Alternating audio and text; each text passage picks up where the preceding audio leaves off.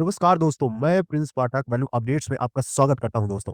दोस्तों, अगर आपने मेरा चैनल अभी तक सब्सक्राइब नहीं किया है तो प्लीज़ आप जाके चैनल सब्सक्राइब ज़रूर कर लें, जिससे आप हमारे चैनल पर आने वाली वीडियोज़ को देख पाएँगे। दोस्तों, आगे बढ़ने से पहले आपसे एक और रिक्वेस्ट है कि आप हमारे वीडियोज़ को प्लीज़ शेयर ज़रूर कर दिया करें। तो चलिए दोस्तों, आगे बढ़ते हैं। आज की न्यूज़ बहुत ही ज़्यादा मज़ेदार और शॉकिंग है। दोस्तों, बांग्लादेश की हवाइयाँ उड़ी हुई हैं। बहुत ही जल्द बांग्लादेश फिर से एक सेशन में जाने वाला है, एक रिसेशन में जाने वाला है। क्योंकि बांग्लादेश में फिर से ऐसी बातें हो रही हैं कि नया प्रोटेस्ट उगने वाला है दोस्तों। दोस्तों, यूनिस की लंका लगी हुई है। अभी जब से डोनाल्ड ट्रंप आए हैं तो उसके बाद मोहम्मद यूनिस घबराए हुए हैं, उनकी हवाइयाँ उड़ी हुई हैं और ऐसे-ऐसे काम कर रहे हैं कि जो उन्हें एक ऐसी जगह दिखा रही है, जिससे देख के लग रहा है कि वो डरे हुए हैं। आप स्क्रीन पे देख पा रहे होंगे कि जॉर्ज सोरोस के जो सन हैं, वो अभी फ़िलहाल बांग्लादेश आए हुए हैं और इसमें बांग्लादेश में आए हुए हैं। इसके साथ ही वो यूनिस के साथ मिल के कुछ न कुछ प्लान कर रहे हैं। बट दोस्तों, जो खबरें रिसेंट खबरें आ रही हैं, बहुत सारे न्यूज़ आर्टिकल्स में छप रहा है कि बांग्लादेश बहुत ही जल्द फिर से बिखरने वाला है। हाँ दोस्तों, ऐसी खबरें आ रही हैं कि बांग्लादेश में एक नया प्रोटेस्ट होने वाला है, जिसमें शेख हसीना के जो सपोर्टर्स हैं, वो यूनिस के खिलाफ मोर्चा खोलने वाले हैं। दोस्तों, यूनिस की तो लंका लगने ही वाली है, इसके साथ ही उन रेडिकल्स की भी लंका लगने वाली है, जो जब बांग्लादेश में पहला प्रोटेस्ट हुआ था और यूनिस की सरकार आई थी, तो बांग्लादेशी हिंदुओं पर अत्याचार हुआ था। लेकिन भारत के जो फॉरेन मिनिस्टर हैं, वो श्री जयशंकर जी, वो अभी फ़िलहाल जब अमेरिका के दौरे पर थे, तो उन्होंने स्पेशली इस मुद्दे को अमेरिका में उठाया था और वहाँ के मिनिस्टर्स से बात की थी। और बहुत ही जल्द डोनाल्ड ट्रंप भी इसके ऊपर कार्रवाई करने वाले हैं। डोनाल्ड ट्रंप तो वैसे भी इलेक्शन होने जब इलेक्शन होने वाले थे तो उससे पहले भी डोनाल्ड ट्रंप ने इसके ऊपर बोला था कि जब वो आएँगे तो बांग्लादेशी हिंदुओं पर होने वाले अत्याचार के ऊपर बात करेंगे। दोस्तों, मैं आपको यहाँ क्लियर कर दूँ कि जब पहला प्रोटेस्ट हुआ था तो सिर्फ़ बांग्लादेशी हिंदुओं पर अत्याचार नहीं हुआ था। बांग्लादेशी क्रिश्चियंस, बुद्धिस्ट और जो बाकी रिलीजन के लोग थे, उनको भी मारा गया था, उनके मंदिर जलाए गए थे। लेकिन दोस्तों, अब पासा पलटने वाला है। बोलते हैं ना दोस्तों कि बुराई का अंत होता है, तो इसी तरीके से अत्याचार का अंत होने वाला है। बहुत ही जल्द बांग्लादेश में फिर से सरकार पलटने वाली है। क्योंकि बांग्लादेश की सरकार जो अभी है, वो तो ख़ैर एक ऐसे प्रोटेस्ट से आई है जिसको सही नहीं ठहराया जा सकता। दोस्तों, बांग्लादेश में जो जॉर्ज सोरोस के सन आए हुए हैं, वो फॉरेन एड को लेके आए हुए हैं। बांग्लादेश जब से प्रोटेस्ट के बाद यूनिस यूनिस की सरकार आई है, उसके बाद बांग्लादेश कंगाल हो चुका है, उसके पास खाने तक के पैसे नहीं हैं।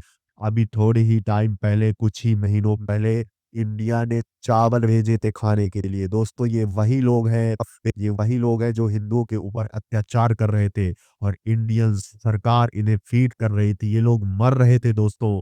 हम ही से चावल लेते हैं, हम ही इन्हें चावल देते हैं और हम ही को धमकी देते हैं, इंडिया को ही धमकी देते हैं। इंडिया को ही धमकी देते हैं कि इंडिया की ज़मीन पे कब्ज़ा कर लेंगे।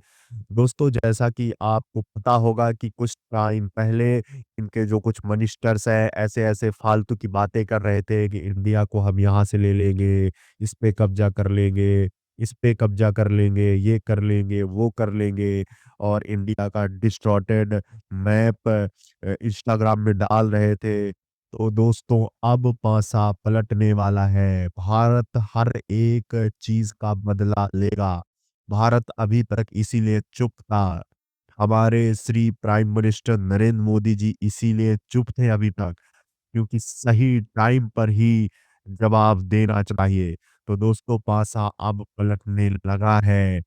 बांग्लादेश में बहुत सारे लोकल वर्कर्स हैं जो गवर्नमेंट वर्कर्स हैं, उनकी सैलरी तक नहीं दी जा रही। दोस्तों फाइनेंशियली बांग्लादेश वीक हो चुका है। बांग्लादेश से जो सारी कंपनियां बांग्लादेश में टेक्सटाइल इंडस्ट्री बांग्लादेश में जो काम कर रही थी, दोस्तों वो टेक्सटाइल इंडस्ट्री बांग्लादेश छोड़ के भाग चुकी है। जो बड़ी बड़ी इंडस्ट्रीज बांग्लादेश में थी, वो भागने का प्लान बना रही है। क्योंकि दोस्तों ये रेडिकल्स बांग्लादेश के जो रेडिकल्स हैं, इन लोगों ने इतना ज़्यादा माहौल ख़राब कर दिया है कि उन कंपनियों के लिए भी दुश्वार हो गया है रहना।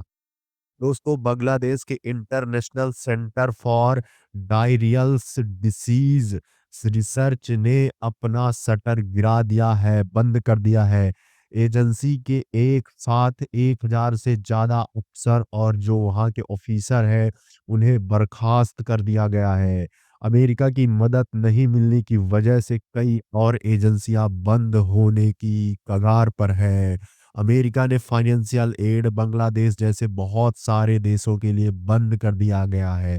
अभी जो डोनाल्ड ट्रंप का जो रिसेंटली ऑर्डर आया था, उसमें बहुत सारे देशों को जो फाइनेंशियल एड मिल रही थी, जैसे पाकिस्तान और बांग्लादेश जैसे भिखारी देश भी हैं दोस्तों, उनकी फाइनेंशियल एड को बंद कर दिया गया है। और बहुत ही जल्द ये सारे देश भिखारी होने वाले हैं और इनके खाने तक के लाले पड़ने वाले हैं।